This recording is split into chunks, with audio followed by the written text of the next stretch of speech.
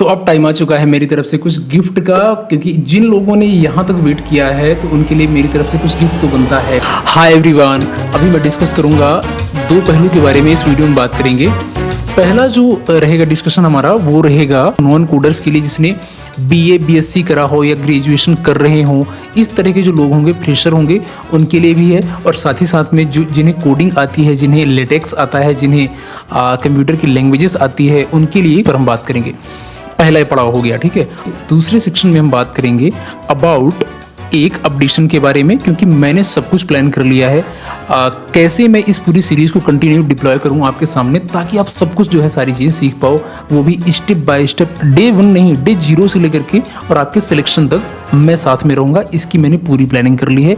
इसके बारे में बात करूँगा वीडियो के लास्ट में, यानी सेकेंड पार्ट में। अगेन मैं ट्यूरिंग प्लेटफॉर्म का रेफरेंस लेने वाला हूं, तो यहाँ पर ये मत सोचना कि मैं बार बार बात में ट्यूरिंग का रेफरेंस क्यों लेता हूं, बिकॉज मैंने यहाँ पर काम किया है, ट्यूरिंग पर मैंने ज़्यादा काम किया है, इसलिए यहाँ पर मैं रेफरेंस देना मुझे ज़्यादा बेहतर लगता है। हाँ, माइक्रो1 भी एक प्लेटफॉर्म है और इसके अलावा और भी बहुत सारे प्लेटफॉर्म हैं जिनको मैं जानता हूँ, उसको मैं अलग वीडियो में कवर करूँगा कि कौन कौन से ऐसे प्लेटफॉर्म हैं जहाँ से इस तरीके एआई को ट्रेन करके और पैसे कमाए जा सकते हैं। पहले पार्ट में कोडर्स और नॉन कोडर्स के लिए ट्यूरिंग प्लेटफॉर्म का एग्जाम्पल मैंने लिया है। यहाँ पर हम देखते हैं पहली चीज़, तो अगर आप ट्यूरिंग पर अप्लाई कर रहे हैं तो क्या क्या चीज़ें ध्यान रखनी है।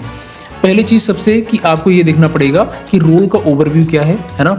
हाँ, ऑफ कोर्स देखो यहाँ पर जो पाइथन जिनने किया है, जो कोडिंग किया है, उनके लिए भी जॉब है। हम ऐसा नहीं कह सकते कि नहीं, एआई ट्रेनिंग जो जॉब है वो ओनली नॉन कोडर्स के लिए होता है, ऐसा नहीं है। हाँ, ये कह सकते हैं नॉन कोडर्स के लिए भी होता है, बहुत सारी ऐसी जॉब होती हैं, लेकिन कुछ जॉब जो होती हैं वो स्पेशली होती हैं सॉफ्टवेयर के ऊपर।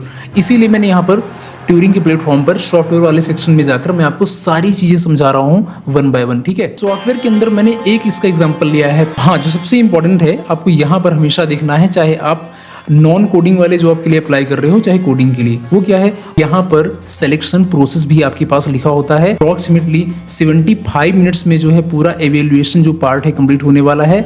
2 राउंड्स ऑफ इंटरव्यू होने वाले हैं। 60 मिनट जो है टेक्निकल होगा, plus 15 minute cultural and offer discussion होगा। साथ ही साथ ऑफर डिटेल्स के अंदर जाकर आपको ये भी पता करना पड़ेगा क्या क्या इस जॉब की रिक्वायरमेंट्स हैं। जैसे यहाँ पर देखो, एटलीस्ट 4 आवर्स जो है पर डे आपको मिनिमम 20 आवर्स पर वीक, यानी 5 दिन आपको काम करना होगा, मंडे टू फ्राइडे। 5 दिन हो गए, 4 घंटे काम करोगे, 20 आवर्स हो गए, है ना। और अगर आप 40 आवर्स पर वीक करना चाहते हो तो आपको 4 आवर्स विद पीएसटी मतलब क्या होता है, पैसिफिक स्टैंडर्ड टाइम। ये पीएसटी जो वर्ड है ना, ये हर एक जॉब में मिलेगा, सो इसमें कंफ्यूज मत होना, ठीक है ना। पीएसटी मतलब हो गया पैसिफिक स्टैंडर्ड टाइम। अगर हम इसको आईएसटी में देखें, इंडियन स्टैंडर्ड टाइम में, ठीक है, ये शुरू होता है 9:30 PM, रात को 9:30 बजे से 1:30 बजे AM तक, 1:30 तक। उस 4 घंटे में आपको उस ओवरलैपिंग टाइम पर आपको काम करना ही होता है, ठीक है। लेकिन अगेन ये डिपेंड करता है कि आप किस डेजिग्नेशन पर हो। पहले जब मैं मैथ्स में ट्रेन कर रहा था एआई मॉडल को, तो मैं इस ओवरलैपिंग वाले का पीरियड में काम कर रहा था। तो मैं पहले कर रहा था फुल टाइम जॉब टीचिंग की। सभी को पता है कि मैं एक मैथ्स एजुकेटर भी हूँ, मैथ्स भी पढ़ाता हूँ। तो 9 आवर्स काम करने के बाद, ऑफिस से छुट्टी होने के बाद, फटाफट अपने आप को मैनेज करके 9:30 पर मैं बैठ जाता था काम करने के लिए, और मैं काम करता था 1:30 तक रात में। अगर मुझे और काम करना है तो मैं 1-2 घंटे और काम कर लेता था और इधर देर से उठता था फिर सोकर ऐसे। या फिर मान लो मैं 1:30 सो गया तो मॉर्निंग में जल्दी अर्ली मॉर्निंग में उठकर उसको मैनेज कर लिया ऑफिस जाने से पहले। या फिर टाइम है तो ऑफिस के बीच में भी आप काम कर लो, है ना। तो इस तरीके से मैंने मैनेज किए हैं इस 40 आवर्स पर वीक वाले टाइम को। आपके पास अगर टाइम नहीं है, आप 20 आवर्स पर वीक वाले में भी जा सकते हो, डिपेंड्स ऑन द अपॉर्चुनिटी, ठीक है। अब आगे बात करते हैं नॉन कोडर्स के लिए। एक और मैथ्स अपॉर्चुनिटी का एग्जांपल लेते हैं। साइंस वाले सेक्शन में हम लेते हैं रिसर्च एनालिस्ट एडवांस मैथ्स का। इनका जो टेन्योर है बहुत कम है, जैसे 1 मंथ है ना। जो शुरू करना चाहता है कर सकता है, अगर आपकी परफॉर्मेंस ठीक रहेगी तो आपको जो है आगे एक्सटेंड किया जाएगा नए प्रोजेक्ट के लिए, तो इसमें कोई इशू नहीं है। अगेन यहाँ पर देखो, सब कुछ ये पहले से लिख के रखते हैं कि जो प्रोसेस होने वाली है सिलेक्शन की, उसमें क्या क्या चीज़ें इन्वॉल्व रहेगी, कितना टाइम लगेगा। यहाँ पर हम एग्जांपल के तौर पे देखते हैं। जैसे मान लो shortlisted candidate will be sent and automated analytical challenge. सभी ने देखा होगा, बहुत सारे लोगों का जिनका रिज्यूमे शॉर्टलिस्ट हो जाता है, उनके पास एक चैलेंज यानी एक असेसमेंट भेजा जाता है, ठीक है। अगर आप उसको चैलेंज को क्लियर कर लेते हो तो आप रीडायरेक्ट हो जाते हो एक इंग्लिश प्रोफिशिएंसी चैलेंज के लिए, क्योंकि ये जो पूरा काम है इंग्लिश इसके लिए आना इंपॉर्टेंट है। हाँ, अगर आप किसी प्रोजेक्ट यानी हिंदी वाले प्रोजेक्ट में प्रोजेक्ट मिला है उस केस में आप काम हिंदी में करेंगे, लेकिन तब भी आपको जो इंस्ट्रक्शंस डॉक्यूमेंट्स होते हैं, जो रूब्रिक्स होती हैं, उनको रीड करने के लिए आपको इंग्लिश तब भी आना चाहिए, वरना आपको 10-20 पेजेस का 30 पेजेस का आपको डॉक्यूमेंट देंगे, आप उसको कैसे रीड करोगे अगर आपकी इंग्लिश बहुत ही ज़्यादा वीक है तो, है ना। आपको इंग्लिश आना इंपॉर्टेंट है, इसीलिए ऑलमोस्ट सभी अपॉर्चुनिटीज़ के लिए इंग्लिश का टेस्ट लेते हैं, ताकि आपको काम जो है डैशबोर्ड यूज़ करना, हर एक चीज़ या फिर मीटिंग को समझना, अपनी बात रखना, सब कुछ इंग्लिश में आपको आए। इसीलिए इस इंग्लिश जो प्रोफिशिएंसी है ये इंपॉर्टेंट है। तो अब टाइम आ चुका है मेरी तरफ से कुछ गिफ्ट का, क्योंकि जिन लोगों ने यहाँ तक वेट किया है तो उनके लिए मेरी तरफ से कुछ गिफ्ट तो बनता है। मेरे पास एक हिंदी की जॉब है, रिमोट कंटेंट एनालिस्ट, ठीक है। जब आप इसको ओपन करोगे ना तो ये इस तरीके से ओपन होगी, कंटेंट एनालिस्ट के नाम से ओपन होगी। इसको रीड करना और इस पर अप्लाई करो, राइट। लेकिन हाँ, यहाँ से आप अप्लाई कर सकते हो कंटिन्यू एप्लीकेशन करके। आप यहाँ से आगे अगर रजिस्टर्ड नहीं किए हो, पहली बार इस वीडियो को देख रहे हो तो अप्लाई कर सकते हो, ठीक है। ये मेरी तरफ से गिफ्ट है, इसीलिए मैं हमेशा कहता हूँ कि मेरे वीडियोस को एक भी मिनट मिस नहीं करना है, स्किप नहीं करना है, क्योंकि अगर फॉरवर्ड कर दिया ना तो हो सकता है 1 मिनट के अंदर में कोई नई इन्फॉर्मेशन आपको बता दिया हूँ, राइट। अब जो लोग इस पार्ट को मिस किए होंगे वो इस अपॉर्चुनिटी को मिस कर जाएंगे। आगे बात करते हैं। देखो अब हाँ, एक और अच्छी चीज़ है, यहाँ पर ज़्यादा एक्साइटेड नहीं होना है, बिकॉज कोई भी अपॉर्चुनिटी अगर 24 आवर्स के अंदर की है या फिर 1 हफ्ते के अंदर की है ना, वही अपॉर्चुनिटीज़ आपके लिए बेहतर होगी जहां से आपको जल्दी रिस्पांस मिलेगा। आपको जाना है लिंक्डइन पर, सर्च करना है ट्यूरिंग, ठीक है। ट्यूरिंग सर्च करने के बाद यहाँ पर आपके पास होम पेज ओपन हो जाएगा इसका। इसके बाद आपको जाना है जॉब वाले सेक्शन पे। जॉब पर जाने के बाद में आपके पास बहुत सारी जॉब मिलेंगी। देखो, एक तो तरीका है कि ट्यूरिंग के डैशबोर्ड पर जाकर आप यहाँ से अप्लाई करो सेक्शन वाइज, कैटेगरी वाइज। दूसरा जो तरीका है जिसको मैं हमेशा ही एफिशिएंट समझता हूँ, that is from LinkedIn, because यहाँ पर आप फिल्टर कर पाते हो कि कौन सी जॉब कब पोस्टेड है, मतलब किसकी रिक्वायरमेंट अभी करंट में है। अब होता यह है, बहुत सारे लोगों ने कमेंट किया कि मैं अप्लाई किया हूँ लेकिन अभी तक कोई रिस्पॉन्स नहीं आया है।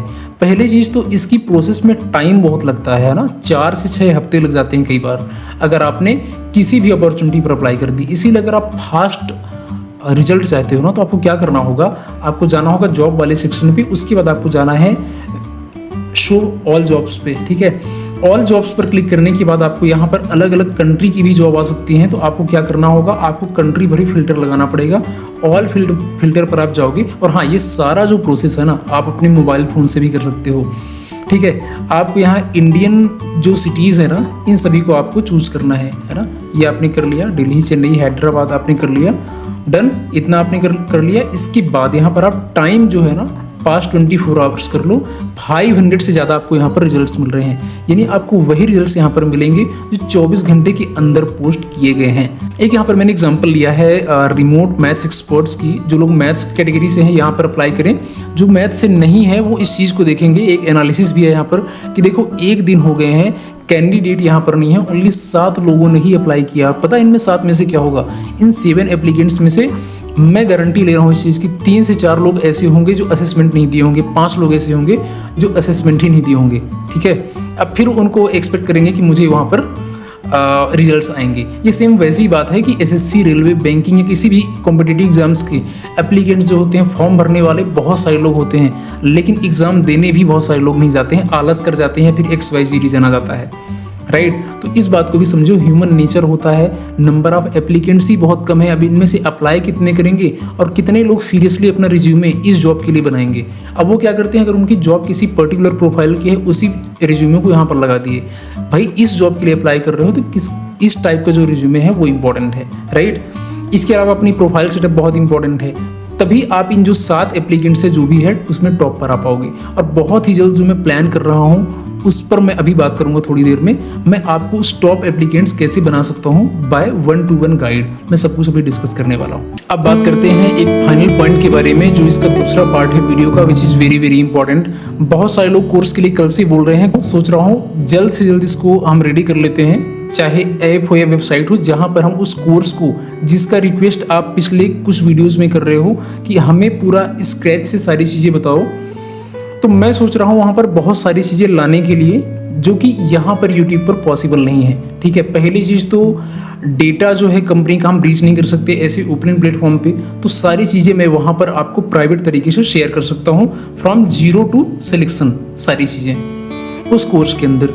तो वहाँ पर सबसे अच्छी बात ये रहेगी, कोर्स के अंदर चैप्टर वाइज चीज़ें रहेंगी, यानी पार्ट वाइज रहेंगी, पार्ट 1 2 3 4 5। सो जैसे जैसे आप उसका फ्लो फॉलो करोगे ना, उसका जो सीक्वेंस है फॉलो करोगे, उसी हिसाब से आपका माइंडसेट और आपकी काम करने का तरीका, आपकी अंडरस्टैंडिंग, सब कुछ आपकी डेवलप हो जाएगी और आपका जो सिलेक्शन है उसका भी चांसेस जो है ज़्यादा हो जाएंगे। सीधी सी बात है। मुझे बताओ कि क्या मुझे ऐप डेवलप कराना चाहिए या वेबसाइट डेवलप करानी चाहिए, so that I can launch that course. Mobile app बनवाऊं या फिर मैं वेबसाइट बनवाऊं जिसके अंदर आप जो है उस कोर्स को पूरा कंप्लीटली देख पाओ, सारी चीजें कर पाओ। ठीक है, इसके अलावा उसकी प्राइसिंग और हर एक चीज़ के बारे में हम बाद में बात करेंगे। बट एज ऑफ नाउ हमें किस मोड में जाना चाहिए, मोबाइल ऐप या वेबसाइट, मुझे कमेंट में इस बात का आंसर जरूर करना। तो देखो, कोर्स तो मैंने प्लान कर लिया है कि कैसे मुझे देना है, कैसे क्या करनी है। ठीक है, इसीलिए मुझे कमेंट में बताओ कि किस मोड में आप लोग ज़्यादा इंटरेस्टेड रहोगे, किस में आपके लिए ज़्यादा फिजिबल होगा।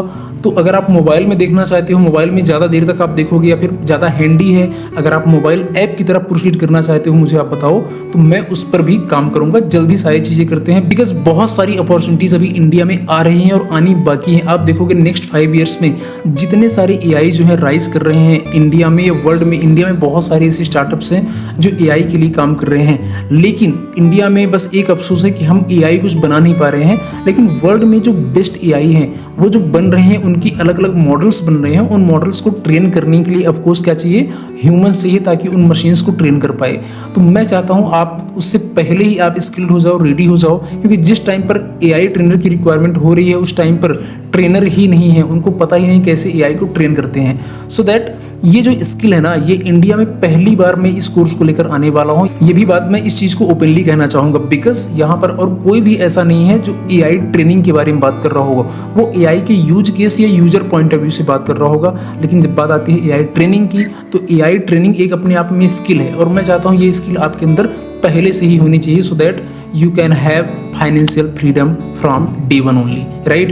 So it's all about today's video. I will be meeting in another videos very soon. Thank you so much for watching everybody. If you have any query, please drop me on the comment. Also tell me which platform will be better, either mobile application or website, whatever is feasible for you, please comment me below. इसके साथ साथ Telegram भी join कर लेना। Thank you so much for watching everybody. Love you all.